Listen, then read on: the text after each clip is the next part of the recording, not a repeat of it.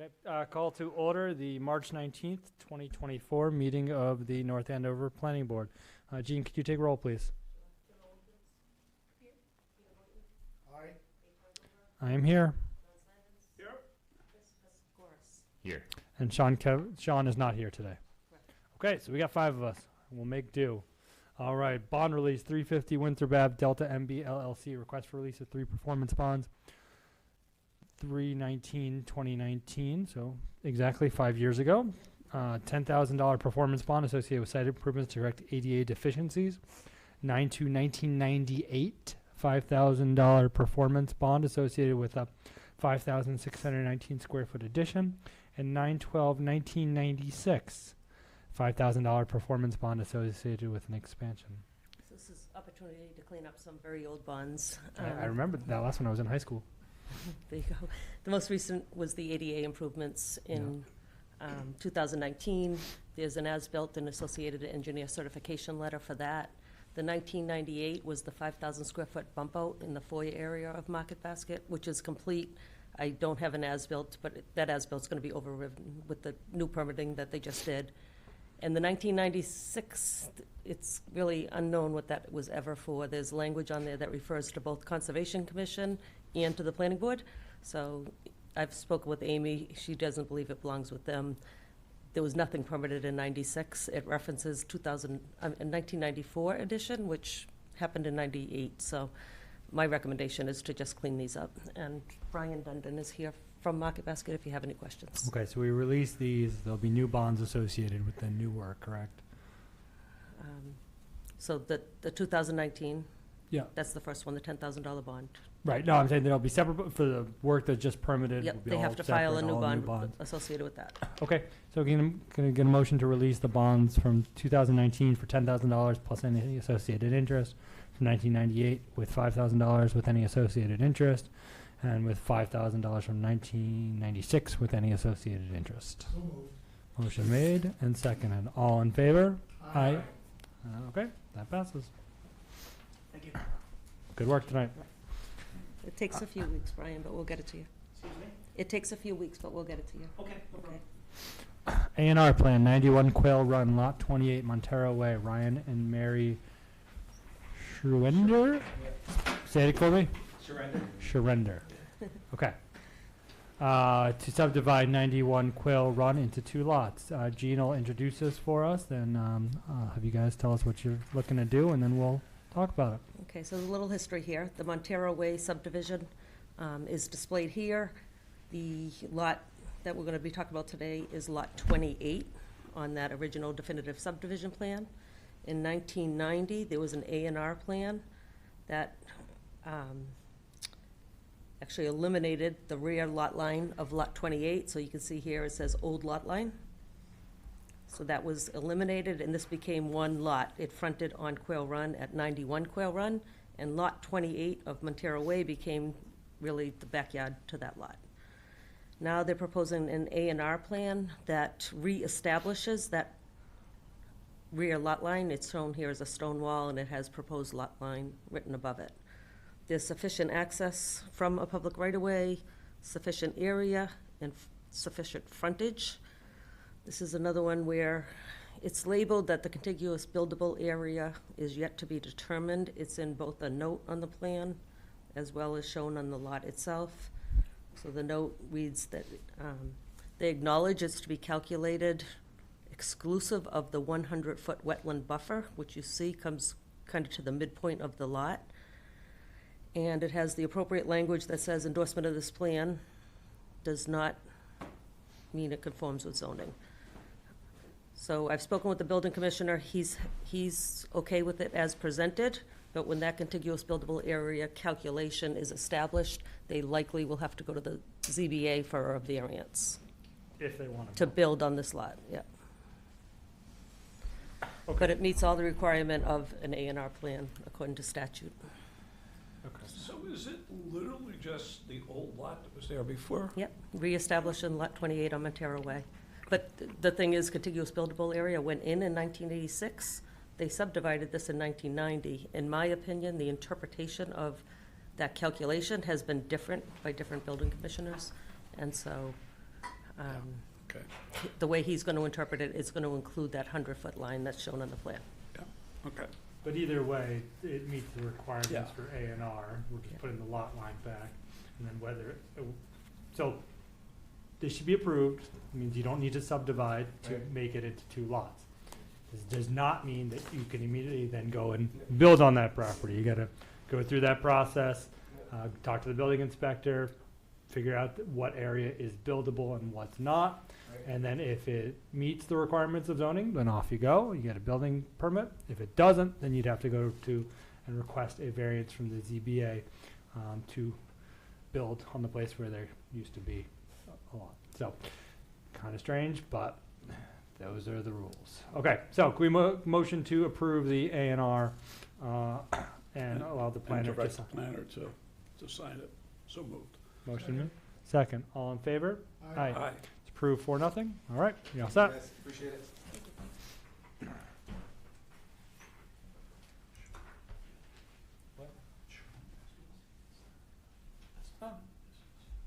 Okay. Good to know. All right, So signed. 189 Willow Street is continued until April 2nd already, correct? That's our continued public Yep. hearing? Gina, if we let them know that we expect them to? I have, and they responded understood. Okay. We'll wait and see how understood is. All right. Annual town meeting zoning bylaw amendment article, Article 28 and Article 29. This is a continued public hearing. Jean, do we have any public comment that has come in since the previous hearing? No. Okay. Ian's here. What would you guys like to add today? So the last meeting, we talked a lot of red line edits to kind of drive home that any development project would have to have a residential component in their application. We talked about language that would be sufficient to withdraw the map amendment and include it in here. Town council has confirmed with the AG's office that the language in the draft bylaw is sufficient to do that. And the last kind of, I would say, So, can I ask on that? So the warrant's closed, right? the warrant's So closed. those, both articles are going. If the first one passed, we just withdraw the second, would withdraw the map I amendment?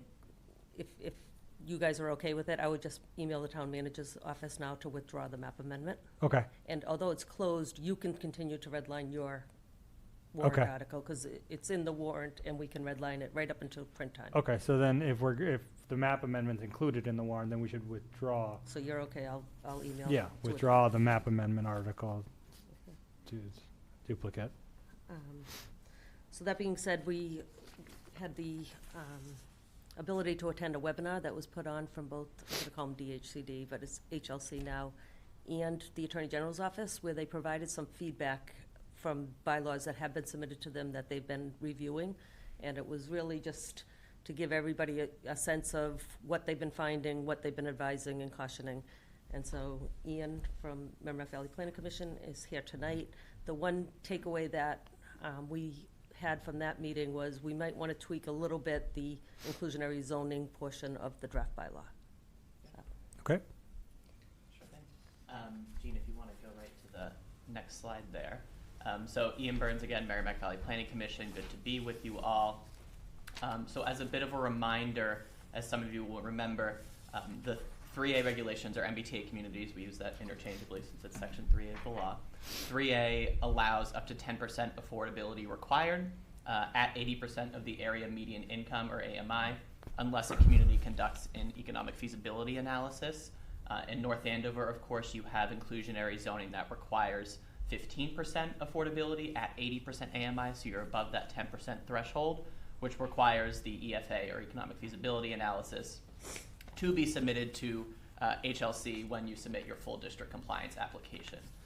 So HLC put forward regulations around these EFAs, and they essentially said has to be conducted by an independent consultant and has to show that the construction of multifamily housing is feasible with that affordability requirement, and that you are not rendering construction infeasible due to a higher threshold required for affordability.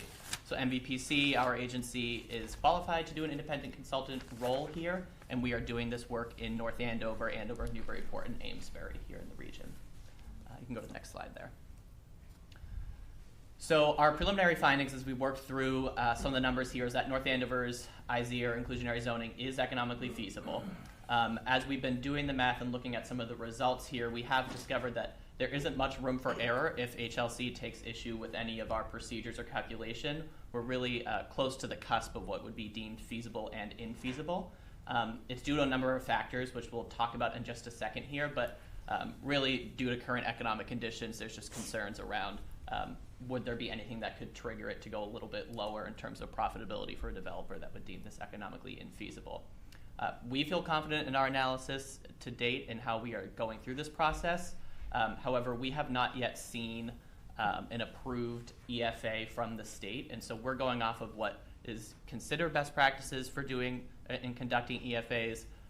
But as far as for compliance with 3A, we've not yet seen what exactly the state is and is not approving as a part of an economic feasibility analysis. They have shown what they want to see as a part of it, but there's a couple things and outstanding questions that, you know, worst case scenario, if they take issue with one of the parts of our procedures or the numbers that we're using, would it dip us below what would be deemed feasible? Right now, we feel like the IZ is feasible.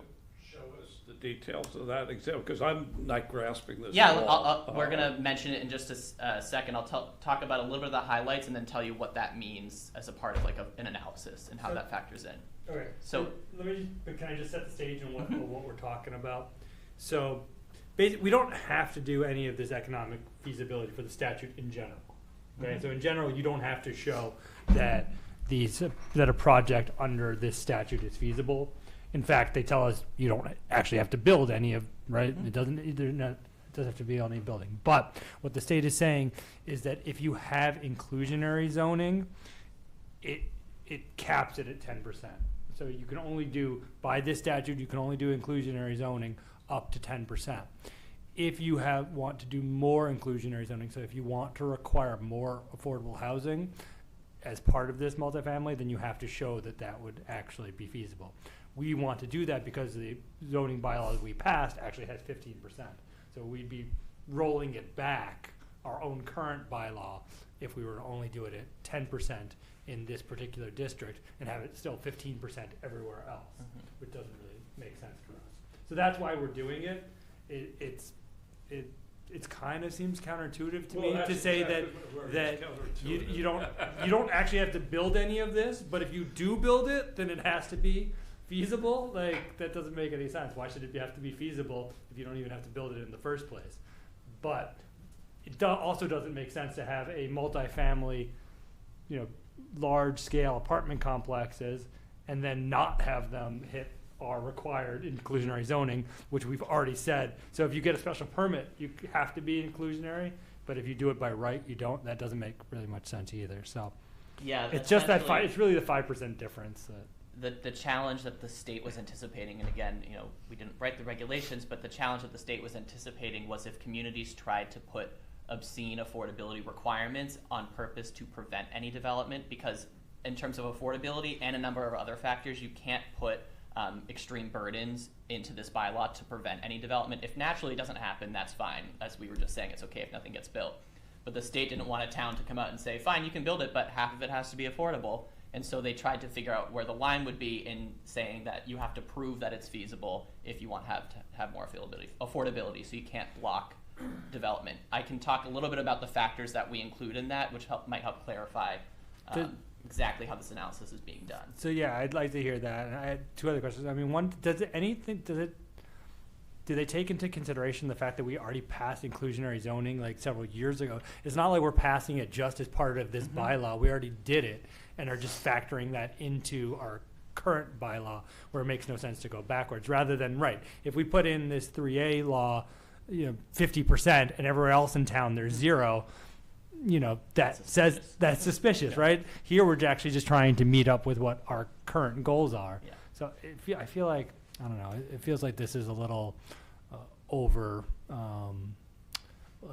kind of bogged down in some of that details. But and then too, when you do the study, do you guys look at like whether it's mixed use versus just residential and present all of those? So I guess that's yeah. So to your first point, The only way they take into account if it was just recently passed is they allow you to get away with it if you have done an EFA as a part of passing your original inclusionary zoning within the past couple of years, and if that EFA meets the requirements they put forward. And so some communities, they passed inclusionary zoning last year, and as a part of that process, they did this separate from 3A, and so they can just submit that, and that's fine. That's the only factor they consider. Unfortunately, no, they don't consider that, you know, you're really putting forward a housing best practice, having inclusionary zoning, and that's not part of the process quite. To the question about mixed use, in this case, we don't include if there is mixed use because we're not mandating mixed use as a part of the bylaw. And so if we were mandating mixed use, we would have to incorporate that as a part of the calculations, but in this case, we do not. You know, Would if it- it comes to it, it sounds to me like it would be a good basis to challenge the state. Yeah, I mean, hopefully, But, again, I mean, yeah. that effort may not be worth it, but, I mean, our logic and basis here is we are not trying to create an obscene requirement, therefore we're not violating the intent of this rule. I agree. I mean, I do wish, it would be nice if we could present, I guess, see, it's hard because I don't know how much advice or how much we can, if you're supposed to be independent, how much information we can suggest.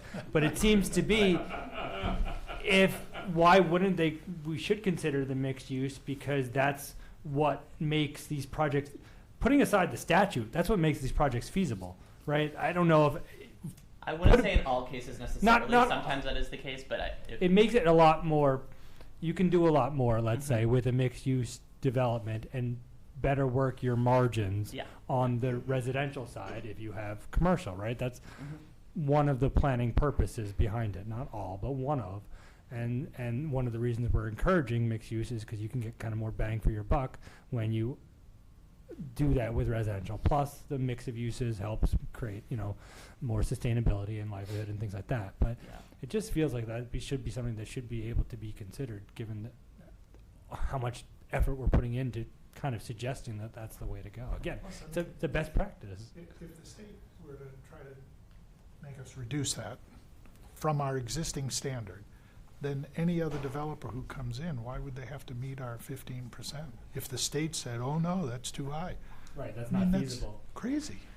I also wonder, right, the density that they're requiring, right, what we're typically seeing is that is economically feasible is higher density than that, right? So we already have a situation where what they can do by right might not be economically feasible unless, for example, it were to be mixed use, right? So are you comparing to some kind of base case? Like, you know, we're making it harder, but it's already potentially somewhat challenging of a. Yeah, let me talk a little bit about the factors if you want to go to the next slide, Jean, and you know, keep the questions coming here because it's kind of a complicated topic. And so in its essence, the EFA essentially is a developer's pro forma, a big spreadsheet showing what their costs are and what their expected revenues are. And so when we factor in a lot of the different costs, there's several things that when we look at North Andover compared to other communities, why North Andover may be closer to that threshold than other cities and towns.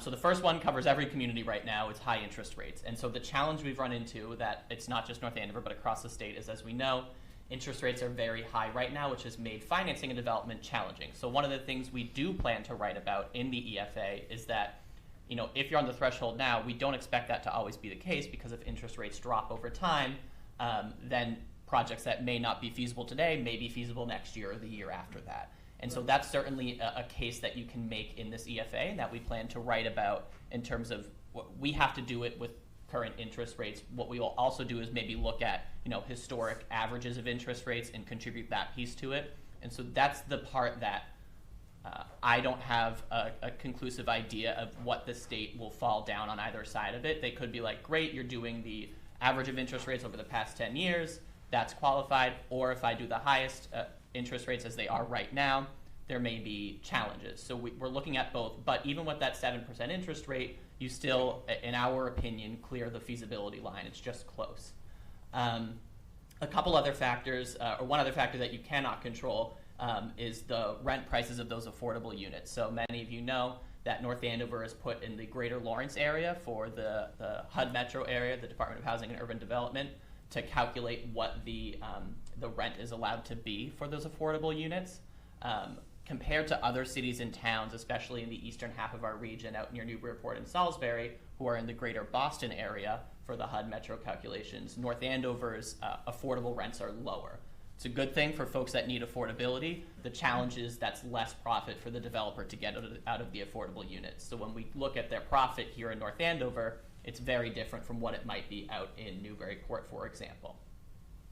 The next couple of things that are factors in and that we've been looking at and how they affect your economic feasibility, one is the density cap. So to your point, typically and often 15 units an acre, it can be economically feasible. What we see is sometimes it's not quite enough depending on, again, the current economic climate. It may be typically, but maybe not today. As you probably have seen across town, a lot of the large developments have been more 17, 18, 19 units an acre recently, and that I can't say conclusively because I haven't talked to the developer about that development, but that may be a factor of it just helps them get a better return on their investment. And so North Andover, with the cap of the density, that prevents them from getting more return on the investment out of the land costs, essentially. So they can't pack as many units onto the land that they're buying. Then finally, the threshold that triggers affordability here in North Andover is 8 units or above in a development. What we have to do as a part of this EFA is we have to show the state that it's economically feasible in a range of developments. So we have to show that a 10-unit development a developer could do, and we have to show that a 250-unit development a developer could do. When you have the larger developments, it's a little easier to get a return on your investment just because of costs spread out amongst more units. The lower the threshold that we go, the more challenging it is to prove that feasibility because there's less units to get that, to spread those costs apart. And so when we look at, again, North Andover's bylaw compared to other communities, that 8-unit threshold is sometimes a challenge. Again, this is all in the context of current construction costs and current interest rates.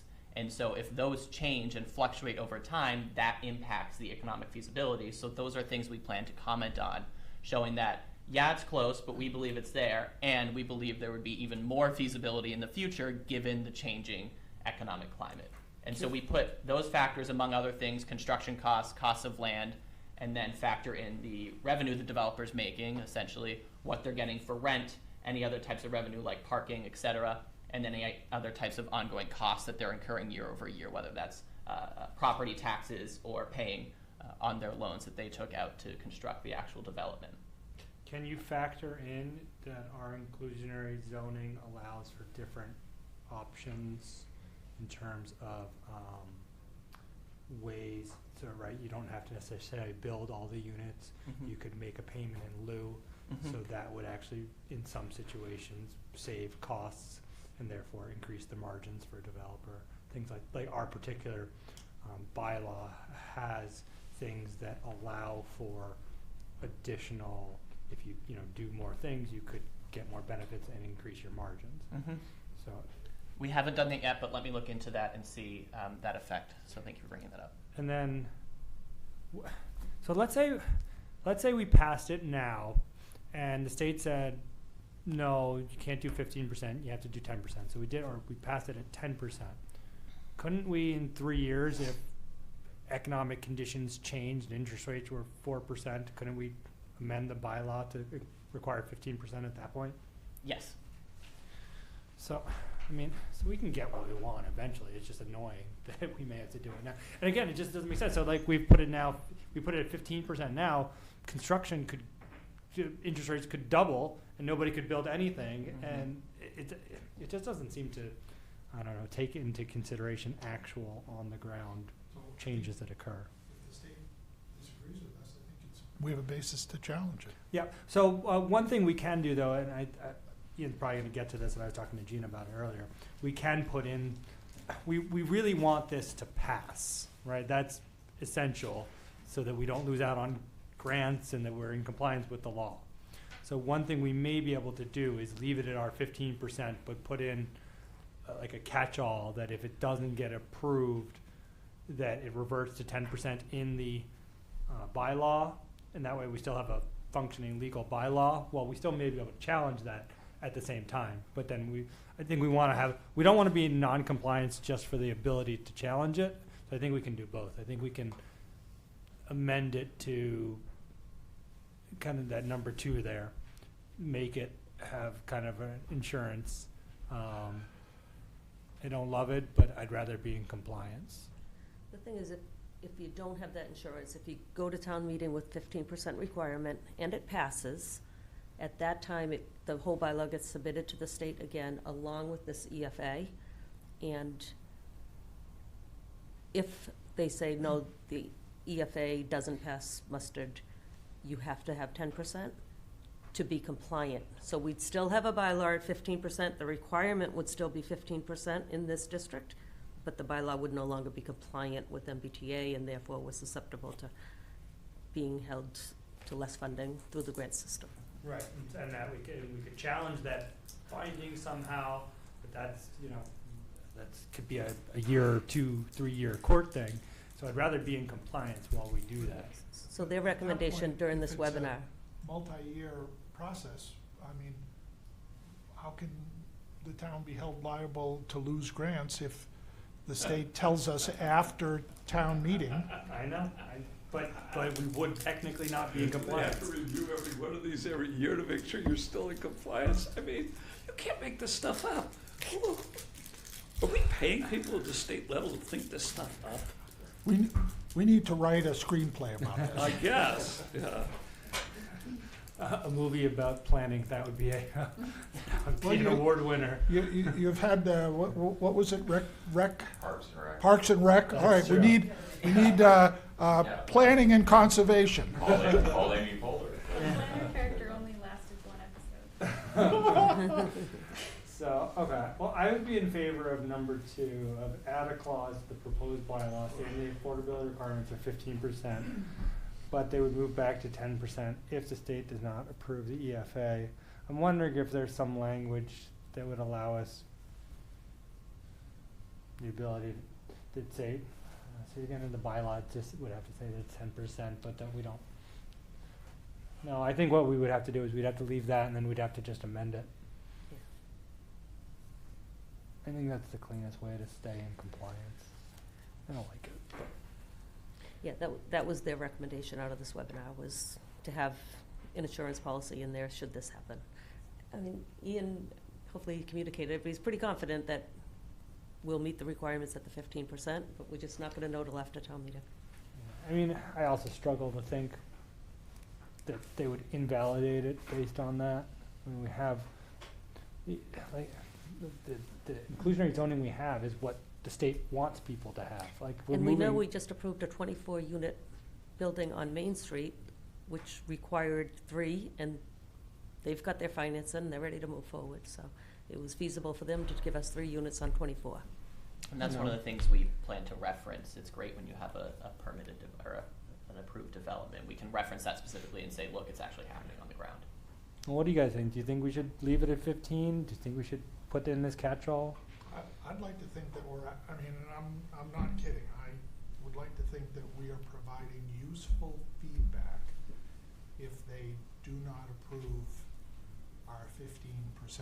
And I do not like the idea of putting in this clause. It's just so bureaucratic. But, The kind of thing you put in the zoning bylaw, that's for sure. what's that again? It's not the kind of thing you would put in the zoning bylaw. What's the timing? It's as if it defeats the state's purpose. I mean, but I've said enough, so Well, no, that's hold on. my What's the piece. time? What do we anticipate the timing being of getting these reports back and things like that? The state's determination, or Yeah. the state's determination, if you were to submit it right after town meeting, I don't know the exact timeline, but they have given signals that they want to give some determination so communities have a second chance at town meeting in the year if something goes wrong. But I know it's not a guarantee. It But seems like if you submit directly after town meeting, we can get the ball rolling and hope to give you a decision When does everything have to be submitted? By the end of the year, by right? the end of the calendar year. Yep. So, I mean, couldn't we just submit towards the end of the year, and then if there's a problem, address it at next year's town meeting? I mean, it seems to me that I don't know. So you I don't are- want to do a special town meeting, right? That makes no sense. I guess what That's I would silly. say to that is you're technically, if you submit, let's say you submit December 31st, your application, you are in compliance until the state has reviewed and provided a determination. Right. So, I mean, I don't know. It depends on if they have time and they review it within a week and they say no, then you're in trouble. But if they're backlogged with applications and they don't get to it until, I don't know, after the next round of grants comes out or until your next town meeting, I don't know how that plays out if you want to, that's a risky game. But technically, once you submit, you're in compliance until they determine otherwise. So here's what I'd say, Gene. I don't think we're the right people to make this decision. I think from a zoning perspective, we should keep it at 15%. We've done everything right to create inclusionary zoning. We've done everything right by this bylaw.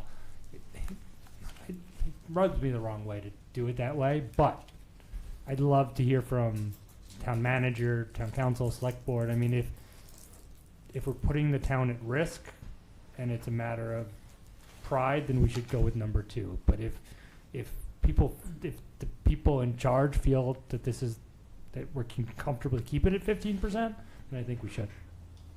Would you consider a comment from me? Yeah. Okay. I consider you a person in the know. You can put me down. By the way, if there's a screenplay that's going to be written, and to the extent that I'll be in it, I'd like to be played by Ben Affleck. Andrew Shapiro, for the record, Director of Community and Economic Development. So here's my opinion. I think there's been much commentary, and I won't ascribe any one comment to any one person, but there's been much commentary in general about, the imperfections of the mandate and the approach that all communities in this situation have to take. Okay, it's an imperfect process. So I think the approach that the town is taking, which I think overall is the right approach, is compliance. Okay, not perfect, not letting the perfect be the enemy of the good. Get a compliant bylaw to town meeting, pass it, and just be done with it. So with that in mind, I don't think it's inappropriate to put in the clause that we would back down to the 10%. Because again, to your all's point, it may not be pretty, and it may be not an elegant solution, or it may not be something that's ideal, but it would still ensure compliance. So if the goal is to ensure compliance, I think that aligns with that goal, having the clause, the 10% back down if it is not approved through an EFA. And I also wanted to make one other comment just about kind of the feasibility issue. I would disagree with some of the comments made. Personally, I'm not doing the work that Ian's doing, so I'm not as in the weeds as he is. I'm not saying the numbers, so I'm speaking more from an anecdotal perspective and more from conversations I've had over the years with developers. I don't know that mixed use is the piece that makes things economically feasible for people. I think housing is really the piece. If you asked most developers if they'd rather have one ground floor of housing, if you're going to have, let's say, a 5-story building, the first story being commercial and the 4 stories above being housing, they would, I think most developers would rather opt for 5 levels of housing than 1 level of commercial and 4 levels of housing. I think they would guarantee themselves, or better guarantee themselves, profitability in that type of project. Not to say we don't want to see mixed use. We actually want to see mixed use from a lifestyle perspective, from a providing amenities to the community, providing amenities to people who are going to live in those buildings and those neighborhoods. We're creating new neighborhoods. That's the idea. But from a pure capitalism, bottom line, making money on having a development pencil out, I would think most developers would opt for just multifamily. I can agree with that 100%. Okay. Be in that business. Just wanted to add that comment. So wanted to add the comment about my thought on the step back to 10% if it was necessary. But I agree with the approach to our initial approach to have 15%, because Gene and I have talked many times. We've made it clear to Ian, so much effort was made to pass the inclusionary zoning bylaw, have it be a 15% threshold, and we want to preserve that. But to the extent that it's not possible, or that the state disagrees with us, then I don't think there's anything wrong with, in that particular case, stepping back to the 10%. And I think, to Mr. Boynton's point, we have an opportunity to then fight that, but we can fight it while also being in compliance with the 10% for hopefully a temporary period of time. That'd be my thought. When you did this analysis at different unit densities, was there a particular, right, like, was it, what was the, how did that ramp up across the different densities that you did this analysis at? Was the lower density where you're more on the margin? Yeah, if there was a higher density, then you're less on the margin for sure. I don't have an exact percentage increase I could tell you, but definitely when we started to look at putting more units on less land, essentially, the margins went up favorably. So when we started the analysis, we looked at that just at 15 units an acre, since that's North Andover's bylaw. I didn't think to go back and do it until then. I was looking at other communities, and they have higher densities. And so when we were looking at other communities, I was thinking, okay, how would this factor into North Andover's if it was a higher density? And you do notice a better return on the investment or on profit for the developer when there's a higher density. Mostly in this case because it comes down really to just what you're getting out of the cost of the land, what you're building on it. Yeah. I'm just wondering, I think your thought about the in lieu payment, right, at those very low densities, I'm guessing that well, actually, I don't know, because I don't know what your in lieu payment is, but that the in lieu payment might be, lower or have a, right, especially if you're just looking at those lower margins and that's where we're on the cusp, that would probably be a useful thing. Yeah, happy to look into that and figure out. I'll have to go back and see, because off the top of my head, I don't remember what the state guidance was on payments in lieu as a part of these EFAs, and I don't even know. I'll have to look, because I don't remember if they said anything about it. Because if we can get overall stronger, regardless of what option we go with, if we can get an overall stronger, what are they calling this thing, economic feasibility analysis, we can feel much more confident going into, Yeah. the review process. At the very least, even if for some reason it's not a factor in the math, we can write about it in the narrative. So there's two pieces to this, and the narrative we haven't written out yet because we just wanted to get a preliminary analysis on the numbers. The narrative is where I would plan to write out information about the payments in lieu are a point that helps the town in a more positive light, the interest rates, we've seen a development happen, that sort of thing. So maybe, backing it up, I think would be helpful in the narrative piece, at the least. So is there anyone we could ask, whether it's at the agency reviewing this, or the Attorney General's office, or our reps, or anything like that? How much of what type of risk are we putting ourselves at if we don't put in a clause to go from the 15 to 10? I think from a bylaw perspective, it really makes no sense. But if we're talking about it, if there is a real risk, then I think that's what we need to consider that. So I guess, is there any feedback we can get, or are we just going at this kind of blind? It sounds like from the state perspective that they will be releasing EFAs that they have approved shortly. I don't know when that date is. And so we have asked directly about that to see examples in order to better inform our process. And we're hoping that will come shortly, and that will inform, are we lining up with their standard?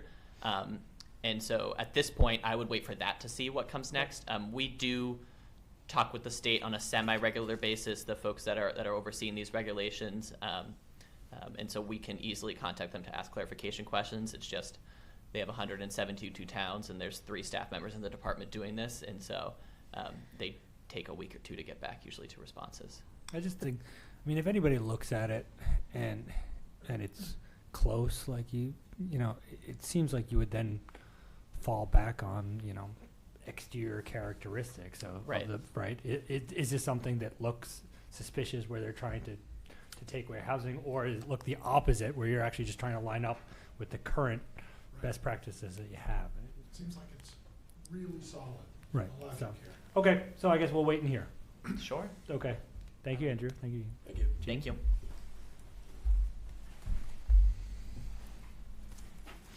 We don't have to decide anything on that right now, right? No, but I would think April 2nd is your next meeting, that you'd want to make recommendations in order to get it in the warrant. The warrant will print April 13th, I believe. Okay. So again, I don't know if, it's hearing from them, or hearing from town council, or hearing from town manager really about, what anticipated risks there could be. We can change it up to town meeting too. It's not really that big a deal. Especially to add that in, if we get advice from the state that says you really probably want to add that in. That's who this came from, though. Right. That was the advice on the webinar from Margaret Hurley and Chris Kluckman from DHCD. Yeah, but that's the let's be safe and just be careful advice, not that it's tailored to your town advice, right? No, and That's the lawyer advice that I would give somebody else. Yeah, just to be safe, throw this in. So Yep. we don't always have to listen to the lawyers, right? All right. What's next? Historic Barn Overlay District? I'm gonna recuse. Yep. All right, so, as you know, it's a citizen petition. At this point, the warrant's closed, and I think the overall thought to now was the planning board may want to sponsor this, but the town manager's office has advised me that it has to stay a citizen petition. Any amendments that you want to recommend can be done through your recommendation motion. So, the one thing we talked about was combining the map amendment with this Article 2, if town council felt it was appropriate for the last one. And so I added the same sentence here in red. A little deceiving, because you wouldn't be able to change the warrant article. It would remain a citizen petition. But if in the end you want to make a favorable recommendation, it would be with the proposed amendment. And then at motion time, the motion likely would say as shown on the screen, and it would include this amendment. Okay. So, Okay. All right. Anything additional you guys want to add? Yeah, just one question. Is that, I mean, the planning board might never take this up as their own? So I guess based on the timing and a bit when the warrant closed, that we can't, because it's already submitted as a citizen petition article. So the only difference, so what would happen is it's gonna get it's gonna go to the planning board for recommendation. And we can recommend, if we recommend favorable action or unfavorable, we can make our recommendation. Seems like we'll likely recommend favorable action based on the discussion that we've had. You'll go to the select board. The select board will make their recommendation, and then it goes to town meeting and just gets presented at town meeting as a citizen article. The planning board and other boards have the opportunity to weigh in. But obviously, on this one, when we explain it, we're going to say we work very closely with the applicant, and it Right. is not So what I would- submitted as a planning board article for technical reasons, but we do fully support it. Right, so my thought would be maybe we could have a discussion with the moderator about, since the planning board has worked on it, about giving the board time to also make the presentation or help with the presentation. That'd be great. I think that would make things go a little bit smoother, so we just have to talk to the moderator about that. yeah, and I think there'll be a process. There'll be a motion meeting, and you may have to make the motion as shown on the screen, but it's all written up. There's a motion book that Right. details how they want to approach it. We'll figure that out. Okay, any other public comment on this one that has been arrived? So on this, you're gonna wanna email the town manager's office to withdraw the map amendment. Okay, Peter was telling me that, so. Yeah. Do I just email you? or- Yeah. You can email me if you want, and I can forward it, or it's Laurie Burzloff in the town manager's office. Okay. Any, Just ask to remove the map, To withdraw the map, draw the map. citizen petition. just the map? Yep, the zoning map. You might want to, have me read it first if you're gonna send it straight to Laurie. Okay. Send it to- Yeah. Are there any members of the public that wish to make comments about this? Nope. Okay. Let me check my email quick. So, Gene, we'll take a vote on our recommendations at that first April meeting? Yes. Okay.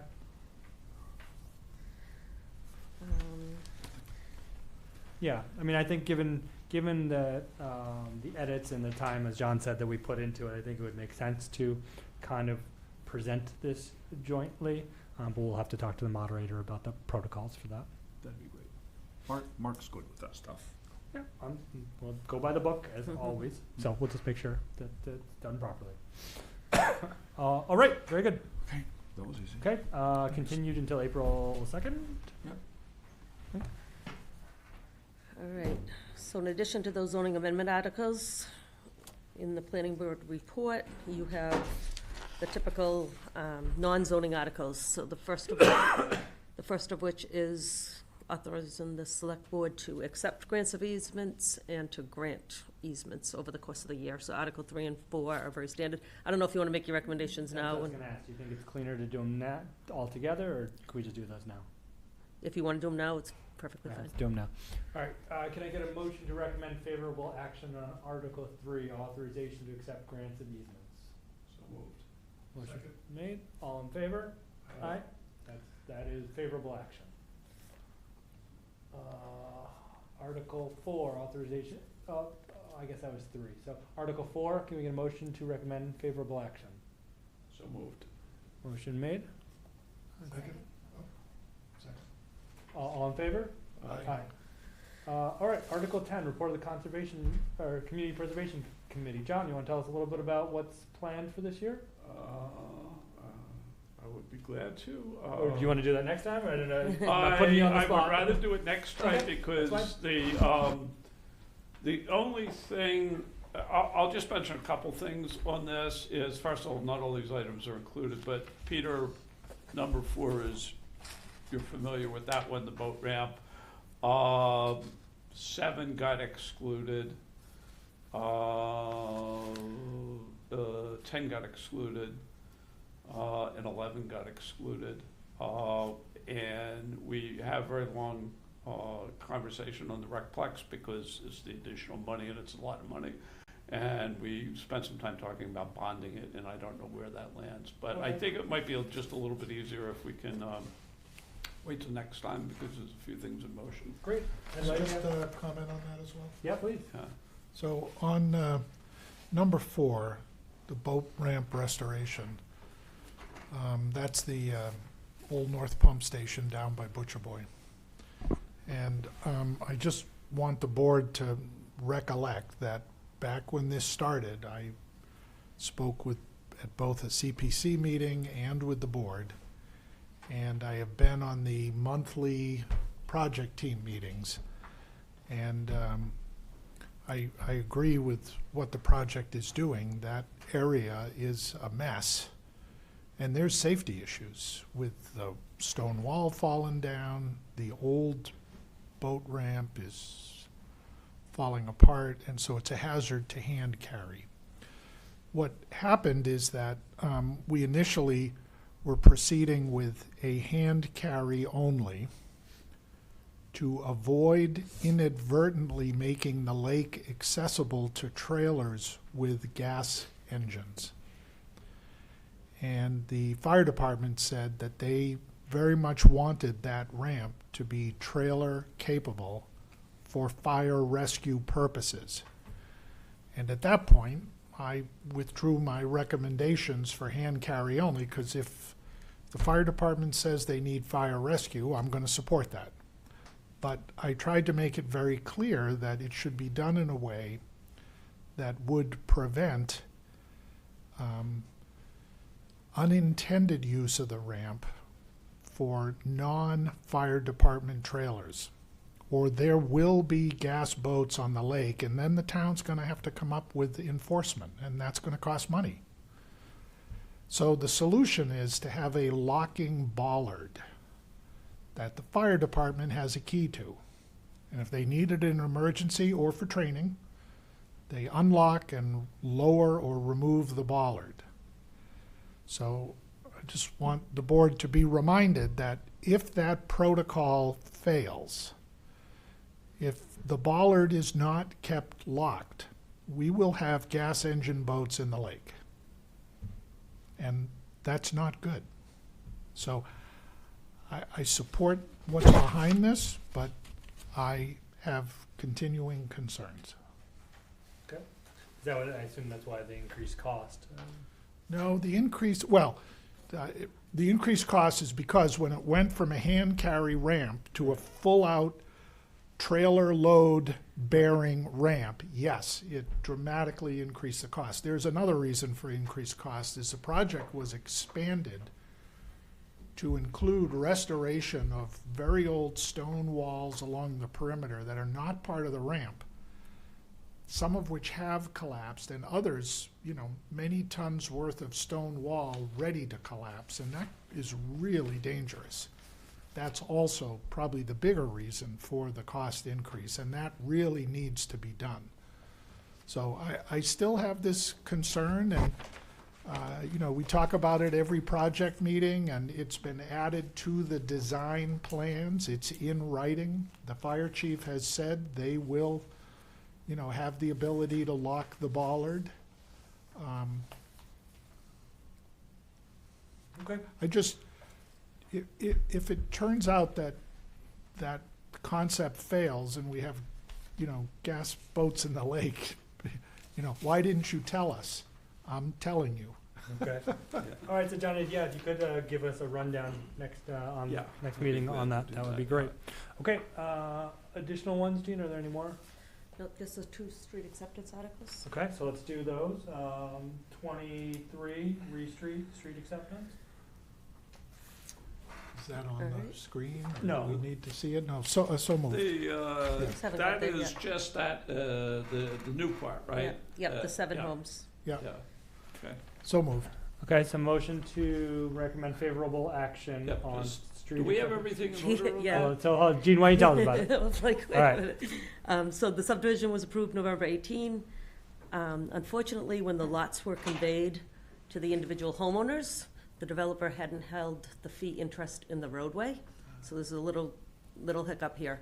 That means the 7 homeowners actually have interest to the midline, and the developer has interest from the midline to the side of the street that doesn't have any homes.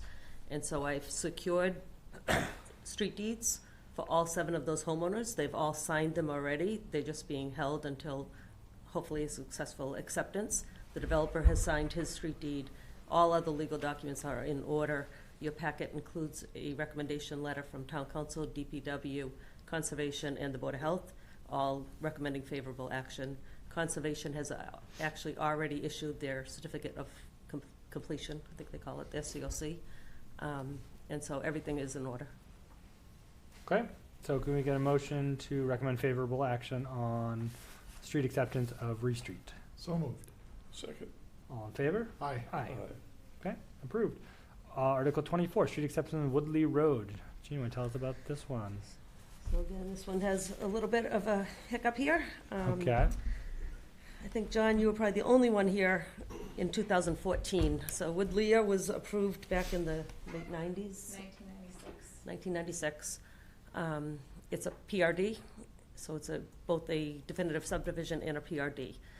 The homeowners association actually owns the open space parcel. However, the CR had never been put in place. And so in 2014, they had hired an attorney to bring this forward. It got all the way to planning, who motioned favorable action contingent on receiving the CR. When it got to the select board hearing, which is required after your recommendation, the attorney actually withdrew it at that time. And then things just, every couple of years it would pop up and just never come to completion. And so the homeowners association and the developer have hired Kate Bagnesi to shepherd the legal requirements. Again, you have recommendation letters from all those same departments, Town Council, DPW, Conservation and Health. DPW and Town Council just caution that the CR is not in place yet, so their recommendation is contingent on receiving the CR. All legal documents are in order, and they were in 14 too. They made it all the way to the select board in 2014, so we're confident legally it's all set. However, the CR was submitted to the state in December, I want to say, and their email acknowledging receipt of that CR was just March 6th. So Kate can speak to the probability of that actually coming before. It's a long process. You know what they were doing? They were working on these things, the Yeah. EPA things. Good evening, Kate Farnese for the record, Smolak and Vaughan, 21 High Street. Nice to see you all again from this side of the table. for those of you who don't know, Kate was a planning board member previously, so a Yes, distinguished member now talking to us. yeah, little different. I've yet to work on anything in planning that predates John, and this is still no exception. His name was on the original decision back in 1996. The only item, as Jean said, is the conservation restriction. We've followed up with the state weekly, twice a week, and finally got acknowledgement that we are in their queue for review. We're hopeful that they may in fact turn around a draft to us before town meeting so that we can submit it to town council for approval. But we're seeking your favorable recommendations subject to the receipt of the conservation restriction at this point. If you don't get it, could you amend the warrant article to So say that it's it- subject to a conservation It would restriction? be our intent to make a floor motion at town meeting to amend the warrant article, If that doesn't to come in. say once we have the conservation restriction in place that it would be. I would recommend talking to Mr. DeSalvo beforehand, just Correct. to make sure Yes. that all goes smoothly. If that has to be the case, and Okay, so, Gene, everything's in order, other than they need a conservation restriction Yep. for this wet area that nobody can actually build on. And there's placeholders on the April 8th agenda for the select board for Yeah. each of these petitions. The select board actually has to have a public hearing, and so that gets noticed to abutters. It's a 7-day notice. So the timing works out on the 8th. I would imagine you keep that date and go forward with a Yes. similar motion, whatever you guys decide to motion. Okay, Correct. okay. So can we get a motion to recommend favorable? So I want to recommend favorable action, again, subject to a conservation restriction being in place. But I seem to remember from last year that we couldn't recommend, that it would, we were told we really couldn't recommend favorable action. It was on the CPC one where we wanted to recommend favorable action on like 9 out of 10 of them, but one of them we didn't want to recommend favorable action. There was, I think it was like, we were told that we couldn't. I don't So, remember. because I remember because we wanted to do it on the one where it was the money for the walls at the cemetery, and we didn't like those two parts of the CPC, and we wanted to recommend favorable action on like all of them except for that. And I remember being told that we couldn't do that. So how was it resolved? I don't. That one I'm trying to remember, I'd have and to I look don't at it. remember. Fine. Well, we'll just But I think this is we'll different. beg. For, well, I just don't know how it says it. I remember in the past, you know, when you go back to the period of time when there were a lot of subdivision, a lot of development, and people wanted to get the roads approved, they didn't always have the paperwork in hand in advance. And so we usually made our decision contingent on getting all the paperwork. But probably the one difference was if we didn't get the paperwork, we pulled it and said, you gotta come back next year. I think there's a little bit different because you can, you know, all the roadway stuff is fine. Yeah. And it's just this, so you can kind of keep it off to the side, I think. I'm okay with Yeah, that. I think, I think we would just ask that it be contingent upon the receipt of the conservation restriction, subject to the review of town council.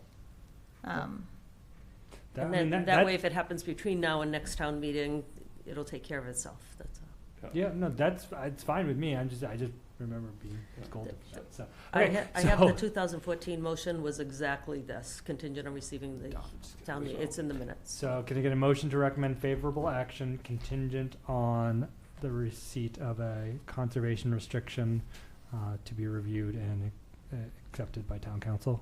So moved. Second. All in favor? Aye. Is that good? That's good. All Thank you right. very much. Yeah.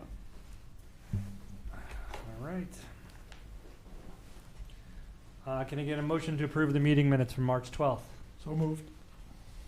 Second. All in favor? Aye. Aye. Okay, 8 o'clock exactly. All right, not bad. Can we get a motion to adjourn? So moved. Second? All in favor? Aye. Okay. Might be a busy April, but that was pretty good.